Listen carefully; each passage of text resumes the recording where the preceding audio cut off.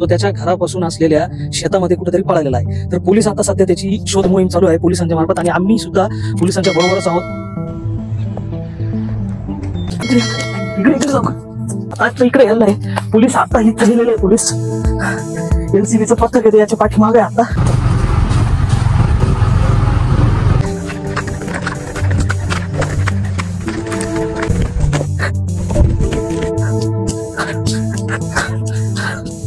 शिर्डीचे जे पोलीस निरीक्षक आता आहेत ते जेव्हापासून शिर्डीचा चार्ज त्यांनी घेतला तेव्हापासून शिर्डी गुन्हेगारी वाढायला लागली असा सगळ्या शिर्डीच्या ग्रामस्थांचा आरोप आहे। आज पहाटे शिर्डीमध्ये 2 जणांची हत्या करण्यात आली आणि एकावर वार करून जखमी करण्यात आले। ही घटना घडली याविषयीच्या बातम्या तुम्ही सर्व चॅनल्सवर पाहिल्या असतील। एकावर ड्युटीवर जात असताना हल्ला झाला आणि दुसऱ्यावर ड्युटीवरून येत असताना हल्ला झाला आणि दोघांचाही जीव याच्यामध्ये गेलेला आहे आणि तिसरा जो व्यक्ती आहे त्याची परिस्थिती गंभीर आहे, तो हॉस्पिटलमध्ये ऍडमिट आहे। तर याविषयीच्या बातम्या तुम्ही सकाळपासून पाहिल्या असतील, सर्व माहिती या बातम्यांमध्ये तुम्हाला मिळाली असणार। परंतु हे का घडलं, कसं घडलं, यामागचं कारण काय, नशेखोरपणा किंवा काही वैमनस्य हे काही याच्या मागचं कारण आहे का, या विषयांचा आपण आज अंदाज घेऊ आणि ही परिस्थिती येण्यामागे कारणीभूत कोण। शिर्डीने गुन्हेगारी याआधी पाहिलेली आहे, परंतु काही काळ शिर्डी शांत होती आणि अचानक पुन्हा गुन्हेगारीचा उद्रेक या शिर्डीमध्ये होत आहे। तर आज आपण या विषयावर चर्चा करणार आहोत। नमस्कार, माझं नाव आहे अमोल कोते, तुम्ही पाहत आहात खबर भारत चॅनल आणि लेट्स टॉक विथ अमोल कोते या शो मध्ये तुमचं स्वागत आहे। तर सुरू करू। तर मित्रांनो, आज शिर्डीमध्ये 2 जणांचा मृत्यू आणि एकाला गंभीर जखमी केल्याची घटना घडली आहे। एक घटना जी घडली ती शिर्डीच्या हायवेवर असलेल्या शिव रोड येथील HP पेट्रोल पंप समोर घडली आणि दुसरी जी घटना घडली ती शिर्डीतील साई निर्माण कॉलेज जवळील कर्डोबा नगरच्या कॉर्नरवरती घटना घडलेली आहे। ह्या दोन्ही घटनेतील जखमी आहेत किंवा जे मयत आहेत हे दोन्ही साईबाबा संस्थांचे कर्मचारी आहेत आणि ज्या लोकांनी ही घटना घडवून आणली त्यापैकी एका जणाला सकाळी म्हणजे दुपारी 12च्या आसपास पोलिसांना पकडण्यात यश आलेलं आहे आणि त्याच्या सांगण्यावरून दुसरा जो आरोपी आहे त्या आरोपीला घरी पकडण्यासाठी पोलीस गेलेले असताना तो पोलिसांना शेतामध्ये पैसे मोजत असताना दिसला आणि पोलिसांना बघून तो पळाला। त्यानंतर त्याला एक वीट फेकून मारली आणि ती वीट फेकून मारल्यानंतर त्याच्या पाठीमागच्या बाजूला डोक्याच्या जखम झाली, परंतु ही जखमी अवस्था असतानाही आणि पायामध्ये चप्पल वगैरे नसतानाही तो चिखलातून, पेरूच्या चिकूच्या बागातून, बाबळीच्या झाडांच्या काटवनातून पळत पसार झाला। आम्ही सुद्धा स्वतः, मी आणि माझा सहकारी पोलिसांबरोबर त्याचा शोध घेत होतो। सकाळी 10 पासून तर रात्री 8 वाजेपर्यंत आम्ही पोलिसांच्या बरोबर होतो आणि त्याचा शोध घेत होतो। पहा त्या फुटेजेस आणि मग आपण पुढे चर्चा करू। हत्याकांडातील 2 आरोपींपैकी एका आरोपीला पोलिसांनी अटक केलेली आहे आणि दुसरा जो आरोपी आहे तो त्याच्या घरापासून असलेल्या शेतामध्ये कुठेतरी पळालेला आहे। तर पोलीस आता सध्या त्याची शोध मोहीम चालू आहे पोलिसांच्या मार्फत आणि आम्ही सुद्धा पोलिसांच्या बरोबरच आहोत।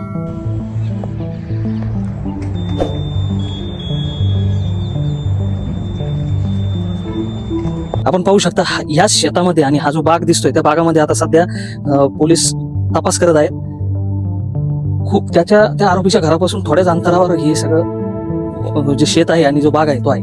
तर पोलिसांनी जवळजवळ या शेताच्या बांधापर्यंत त्या आरोपीचा पाठलाग केला आणि तिथून पुढे तो या बागातून कुठेतरी गायब झालेला आहे। तर आता पोलीस सध्या या बागामध्ये त्याचा शोध घेत आहेत। इकडे कोणाला दिसला होता का?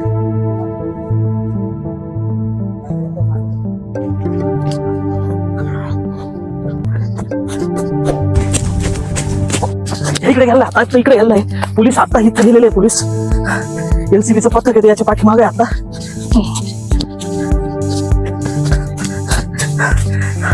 एलसीबीचं पथक आता आतमध्ये गेलेलं आहे, आतमध्ये जाणं धोक्याचं ठरणार आहे, त्यामुळे आपण इथूनच लक्ष ठेवू काय होतंय ते। 1 मिनिट,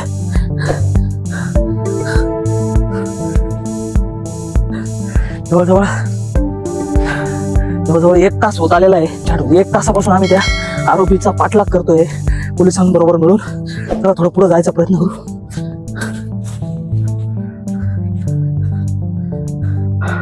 दिसला का? पोलीस आता या पलीकडच्या काटवनात गेलेले आहेत। आपण थोड्या वेळ इथं वाट बघू, त्यांचा सिग्नल भेटल्यावर आपण पुढे जाऊ.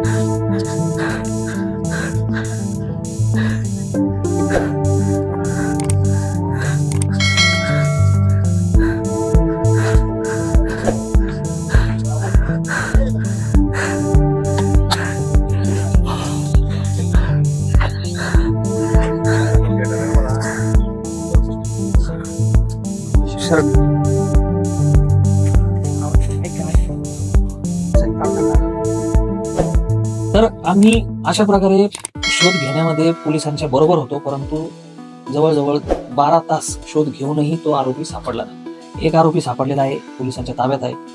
आता ही जी घटना घडली, ज्या वेळेस कर्डोबा नगरच्या कॉर्नरवर एका व्यक्तीला तो मयत व्यक्ती रक्तबंबाळ अवस्थेत दिसला, त्यावेळेस त्यांनी 112 नंबरवर कॉल केला. 112 नंबरवर कॉल केल्यानंतर तो कॉल शिर्डी पोलीस स्टेशनला कनेक्ट झाला आणि तिथं जो पोलीस कॉन्स्टेबल होता त्याने या गोष्टीकडे अपघात म्हणून दुर्लक्ष केलं आणि कोणतीही कारवाई झाली नाही. त्यानंतर दुसरी घटना जी शिवरोड लगत HP पेट्रोल पंप समोर घडली, तिथेही कोणी लक्ष दिलं नाही. शेवटी माजी खासदार सुजय विखेंना ही बातमी कळाल्यानंतर त्यांनी शिर्डीकडे धाव घेतली. हॉस्पिटलमध्ये ते आले आणि ते आल्यानंतर त्यांनी सूचना केल्यानंतर या गोष्टीवर पोलिसांनी कारवाई करायला सुरुवात केली, शोधाशोध सुरू केली आणि पंचनामा वगैरे या गोष्टी सुरू केल्या. सुजय विखेंनी या गोष्टीमध्ये लक्ष घालून पूर्णपणे पोलिसांना धारेवर धरण्याचा प्रयत्न केला. सुजय विखे काय बोलले ते सुद्धा आता आपण पुढच्या फुटेजमध्ये. अत्यंत दुर्दैवी घटना ही सकाळी 4 वाजता पहाटे अशा प्रकारे चाकूनी वार करण्यात आले. खरं तर अशी घटना पहिली कधी घडलेली नाही. ही अचानक झालेली एक निर्घुण हत्या आणि कृत्य आपल्या परिसरामध्ये घडलं आणि 4च्या सुमारास झाल्यामुळे फार लोक जागे नव्हते. हा निरोप येता येता 6-7 वाजले तर 2 बॉड्या वेगळ्या वेगळ्या स्पॉटवर सापडल्या. एक आता आमच्या प्रवरा मेडिकलला उपचार घेतोय, तो धोक्यातून बाहेर यावा कदाचित ही अपेक्षा अजून मला माहिती आहे, डॉक्टरशी मी बोललो नाही. पण हे जे 2 लोक CCTVवर दिसतात त्या पद्धतीने हे कृत्य झालेलं आहे. आणि परत एकदा तोच मुद्दा ऐरणीवर आला जो मी माझ्या वक्तव्याने बोललो की शिर्डीमध्ये हे जे मोफत अन्नछत्र, यामुळे वाढती गुन्हेगारी आणि यामुळे हे जे बाहेरचे लोक आलेले असावेत रोजगाराच्या माध्यमातून किंवा या सगळ्या प्रक्रियेच्या माध्यमातून जे शिर्डी मोफत करून ठेवलेली आहे त्याच्या माध्यमातून आजचा हा दिवस यावा ही दुर्दैवी बाब आहे. आणि ही आमची मागणी आज त्या ठिकाणी कदाचित महाराष्ट्राला कळेल की आम्ही जे बोललो होतो ते कोणत्या उद्देशाने बोललो होतो. पण मला असं वाटतं की आज त्यावर राजकारण नको. जे घडलं ते दुर्दैवी आहे. दोन्हीही मुलं हे आम्ही शोधू राहिलो आणि हे कुठल्याही प्लांट मर्डर नाही, रॅन्डम नशामध्ये धूत असलेले हे व्हाईटनरचा जो नशा करतात त्याच्यामध्ये धूत असलेले हे मुलं असावे. कारण की रस्त्या चालतात 3 वेगळ्या वेगळ्या लोकेशनला जो सापडला त्याला मारून त्याच्या खिशातून पैसे काढण्याचं जे कृत्य झालेलं आहे यामध्ये मला वाटत नाही की कुठलं याला जाती किंवा धर्माचा रंग असेल. हा विषय क्लिअर कट सायकोपॅथ किलर किंवा नशेच्या धूत असलेल्या माणसाने डोळे बंद करून रस्त्याला सापडायला माणसावर केलेला हल्ला आहे. मला विश्वास आहे की दुपारपर्यंत हे दोन्हीही आरोपी आपल्या ताब्यात असतील आणि यासाठी पोलीस प्रशासन काम करत तयार आहे. गुन्हेगारीवर लक्ष केंद्रित केलं आहे, मात्र पोलिसांच्या कार्यपद्धतीवर आज अनेकांनी प्रश्न उपस्थित केले आहे. पोलिसांना कळवण्यात आलं, त्यांनी ऍक्सिडेंट म्हणून दुर्लक्ष केलं. ऍक्सिडेंट असो किंवा खून असो, पोलिसांचं कर्तव्य होतं. नाही, यामध्ये जो कॉन्स्टेबलला पहिला फोन केला, साधारण माझ्या मते 5:30ला पहिला निरोप आला. 5:30ला पहिला निरोप आल्यानंतर कॉन्स्टेबल त्या ठिकाणी जाऊन त्यांनी बॉडी इथं पोच केली आणि ऍक्सिडेंट म्हणून जो रिपोर्ट केला त्याला सस्पेंड करायला मी SP-ना लावलेला आहे. त्याच्यावर ताबडतोब कारवाई तो सस्पेंड केला जाईल, कारण की त्याला ऍक्सिडेंट आणि मर्डर मध्ये फरक कळत नाही, त्याचा पोलीस स्टेशनवर राहायचा अधिकार नाही. पहिला मुद्दा. 5:30ला आल्यापर्यंत, कारण की जसं म्हटलं पहाटेची वेळ होती आणि मग जेव्हा पहिला निरोप पोलिसांना आला तोपर्यंत जे उरलेल्या 2 बॉड्या होत्या, एक तर डेड बॉडी कृत्य 3:30ला झाले का 3ला झालं हे पण अजून आपल्याला माहिती नाही. CCTVच्या टायमिंग अनुसार आपण टायमिंग मॅच करू आणि पोलिसांवरही कारवाई होईल, PI वरही कारवाई होईल कारण की जो हलगर्जीपणा यामध्ये सकाळी दाखवला गेला. सकाळी 7 वाजता मला जेव्हा निरोप आला तेव्हा सगळी यंत्रणा आपण कारणी लावली. मी एसपी नाही बोललेलो आहे. एसपी तासभरात तिथं पोहोचतायत. एलसीबीची टीम अराईव्ह झालेली आहे. सगळीकडून आपण पोलिंग करतोय लोक, कारण की आरोपी पहिले ताब्यात येऊन आपल्याला यांची मानसिकता काय होती हे लक्षात आल्याशिवाय मला वाटतं तर भाष्य करणं चुकीचं राहील. सीसीटीव्ही मध्ये घटना काही झालेली आहे. एका डॉक्टरच्या हॉस्पिटलच्या सीसीटीव्ही मधून आता मला मोबाईलवर सीसीटीव्ही दाखवण्यात आला. त्या पद्धतीने चाकू मारला गेला ते सगळं सीसीटीव्ही मध्ये आलेलं आहे. पण दुर्दैवाने ते लो क्वालिटी सीसीटीव्ही असल्या कारणाने चेहरे पण आपण जे शिर्डीमध्ये सीसीटीव्ही लावलेत नाईट विजनचे त्याच्यामध्ये ते चेहरे स्पष्ट दिसत आहेत. आपण त्यांचा शोध घ्यायला सुरू केला. या घटनेची माहिती देणाऱ्या ग्रामस्थांना तसेच नातेवाईकांना उडवणुकीची पोलिसांनी करून आणि करण्यात यावर पोलीस पीआय वर कारवाई होणार. पोलीस पीआय वर कारवाई होणार. कॉन्स्टेबल सस्पेंड होणार. पण आज तपास यंत्रणेला आपण सहकार्य करू. आरोपी पुढे दुसरा अजून कृत्य करायला नको, कारण हे कदाचित नशेच्या धुंदीमध्ये अजून काय करून बसतील म्हणून आपण तो त्याच्यावर कारवाई करणं आवश्यक आहे. गुन्हेगारी आहे त्याबाबत आपण कधी चर्चा केली काय करणार. वाईटनरच्या गँग आहेत रात्री 12 नंतरची शिर्डी म्हणजे मुंबईपेक्षा भयानक शिर्डी असते. आपण आता एवढे दिवस या सगळ्या गोष्टी मागं किंबहुना प्रयत्न केला, पण आता आपण ऍक्शन मोडवर जाऊन अजून अधिक कठोर कारवाई करू, ज्यांनी की या पद्धती पण याला सगळ्यांची जोड लागली. याला प्रसादालयाचं पहिलं हे सगळं बंद झालं पाहिजे. तुम्ही आताही सकाळी नाश्ता पाकिटला जी गर्दी झालेली आहे, जी गर्दी होते सकाळी नाश्ता पाकिटसाठी, कुठले लोक आहेत, ते कोण आहेत, आणि म्हणून आता हा प्रश्न संस्थांना करावा लागेल. आम्ही ते करून घेणार. फक्त एकटं मी किंवा एकटं पोलीस प्रशासनाने काम करून होणार नाही.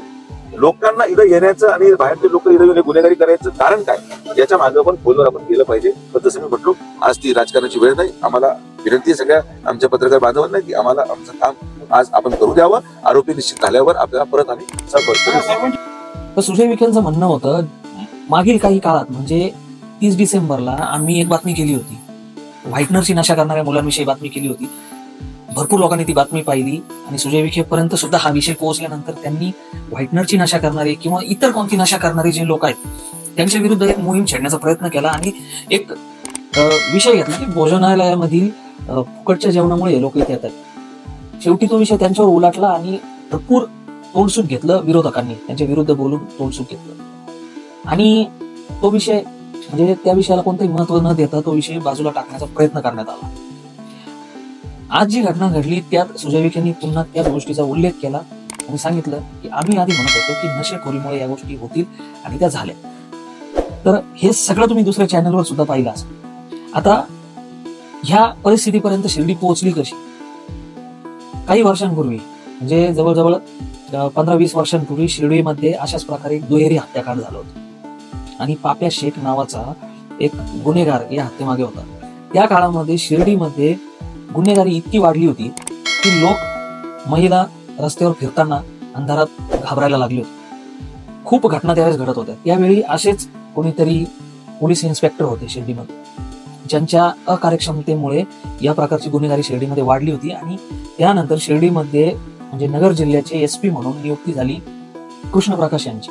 कृष्णप्रकाश यांनी नगर जिल्ह्याचा चार्ज घेतल्यानंतर सर्वात आधी जो घाव घातला तो घातला गुन्हेगारी आणि गुन्हेगारीवर घाव घातल्यानंतर त्यांनी सर्वात आधी शिर्डीमध्ये जे गुन्हेगार फोपावले होते त्यांची रस्त्यावर धिंड काढली, त्यांना अटक केली. आजतागायत ते जेलमध्ये आहेत आणि त्यानंतर शिर्डीतील गुन्हेगारी जवळजवळ पूर्णपणे संपून गेली होती. 2 नंबरचे जे व्यवसाय आहेत, दारूचे व्यवसाय वगैरे हे चालू होते, मटका दारू हे व्यवसाय चालू होते, परंतु जी भीती लोकांच्या मनात होती गुन्हेगारीची ती भीती जवळजवळ नाहीशी झाली. शिर्डीतलं वातावरण शांत होतं, खूप वर्ष शांत होतं. परंतु गेल्या काही वर्षांपासून म्हणजे गेल्या फक्त 1-2 वर्षांपासून शिर्डीमध्ये गुन्हेगारीचं प्रमाण पुन्हा वाढायला सुरुवात झाली आणि ते इतकं वाढलं की म्हणजे मागच्या 2 वर्षामध्ये कित्येक खून झाले, घरफोड्या झाल्या, गँगवॉर्स झाले, लोकांवर वार झाले, नशेखोरी वाढली, व्हाईटनरची नशा करून फिरणारे पोरं रस्त्यावर दिसायला लागले आणि याची दखल घेणं सोडून शिर्डी पोलीस स्टेशनने या सगळ्या गोष्टीकडे दुर्लक्ष करण्यास सुरुवात केली. आज जे घडलेलं आहे ते पूर्णपणे शिर्डीच्या पोलीस निरीक्षकांचं फेल्युअर आहे.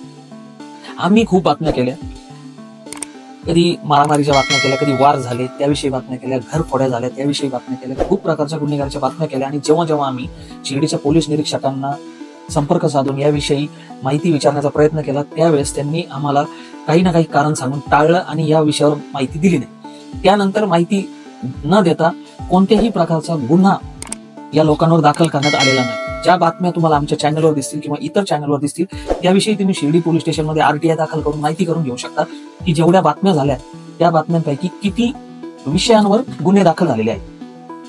तुम्हाला लगेच दूध का दूध आणि पाणी का पाणी होऊन जाईल. तर शिर्डीचे जे पोलीस निरीक्षक आता आहेत ते जेव्हापासून शिर्डीचा चार्ज त्यांनी घेतला तेव्हापासून शिर्डीत गुन्हेगारी वाढायला लागली असा सगळ्या शिर्डीच्या ग्रामस्थांचा आरोप आहे.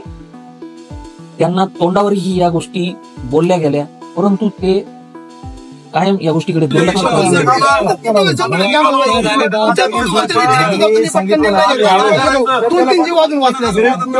तुमच्या प्रशासनाचा हा जो निष्काळजीपणा आहे या सगळ्या घटनेला आहे ना आम्ही त्याला कारणीभूत धरतो. काय हा काय प्रकार तुमचा निष्काळजीपणा तुमचा निष्काळजीपणा साहेब आम्ही आम्हाला समजलं तुम्ही काय म्हणते ऍक्सिडेंट नाही तो ऍक्सिडेंट नाही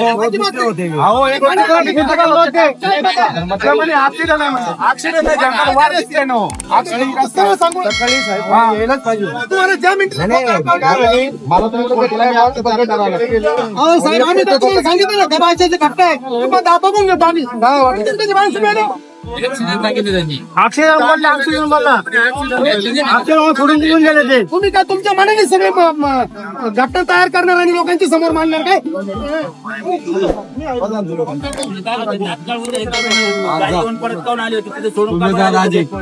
तुम्ही पाठवून तुम्ही हे 5 मिनिटं थांब प्रकाश 5 मिनिटं थांबा 5 मिनिटं थांबा दोघं सुजय राजे 5